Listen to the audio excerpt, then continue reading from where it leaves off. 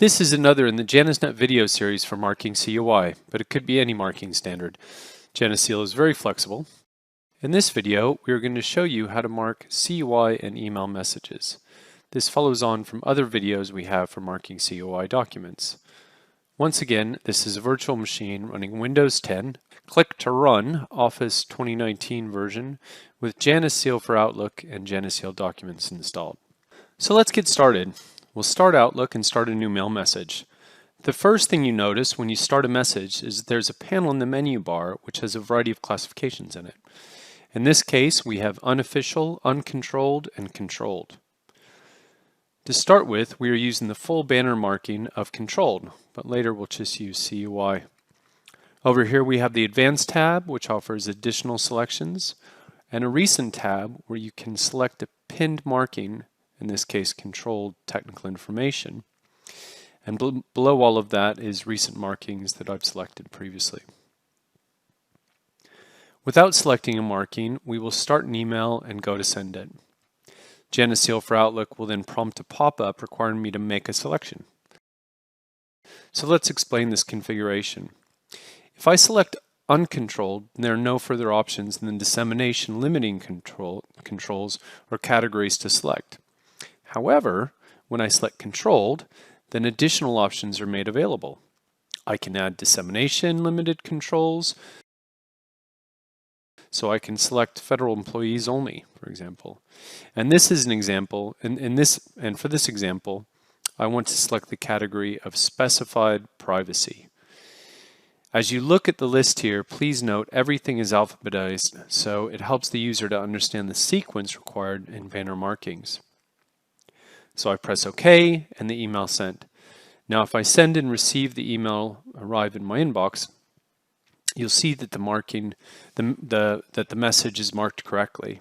The subject line says contains CUI, and the body marking has the correct format.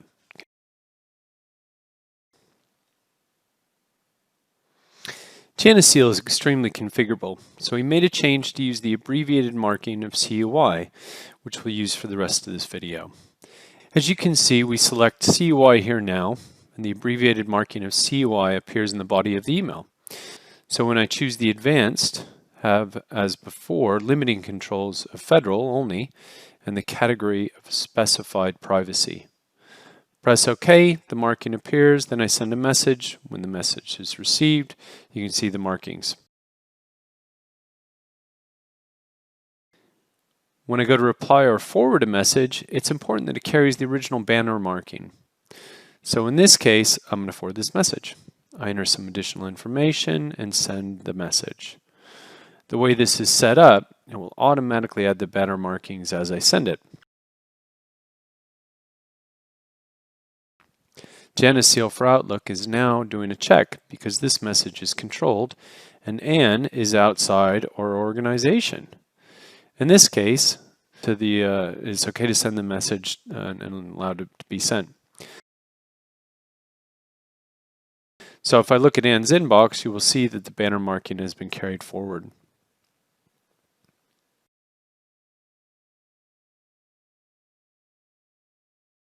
If you watch the other videos about document marking, you will see that it's possible to use a series of rules or algorithms to recommend or mandate a marking.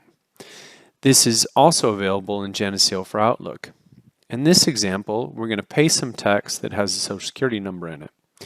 When I go to send a message, the pop-up appears, and I have to select the classification. I select uncontrolled by mistake, and for the purpose of this demo. When I send, another pop-up appears. I get the warning which says, "We recommend you send this as CUI general privacy."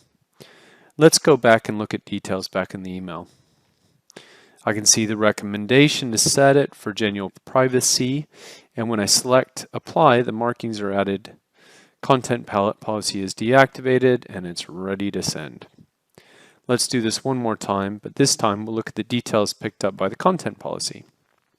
So, pasting the same text into an uncontrolled email, send a message in its review, looking at the details immediately shows me the instances of concern in the content policy. When I click on any one of these instances, it takes me directly and instantly to that part of the email where I can edit or perhaps redact some content.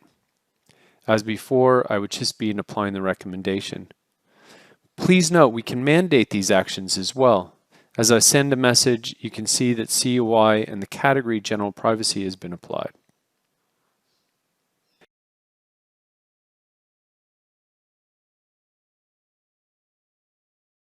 And now we're going to show how when you add marked attachments to an email, that the email will carry the correct marking of the attachments. So first of all, I'll select a PDF in Windows Explorer and drag it into the email. Until I dragged the attachment, there was no classification on the email message.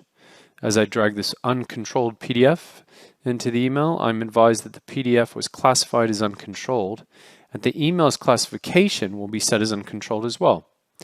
So now you will see in the menu bar that the uncontrolled is highlighted and that the lower classification of unofficial has been grayed out. I cannot select a classification lower than the most sensitive attachment. So let's do the same again, but this time we will choose a document that has been marked by CUI and control technical information. The same happens again when I drag the document, the marking level is raised.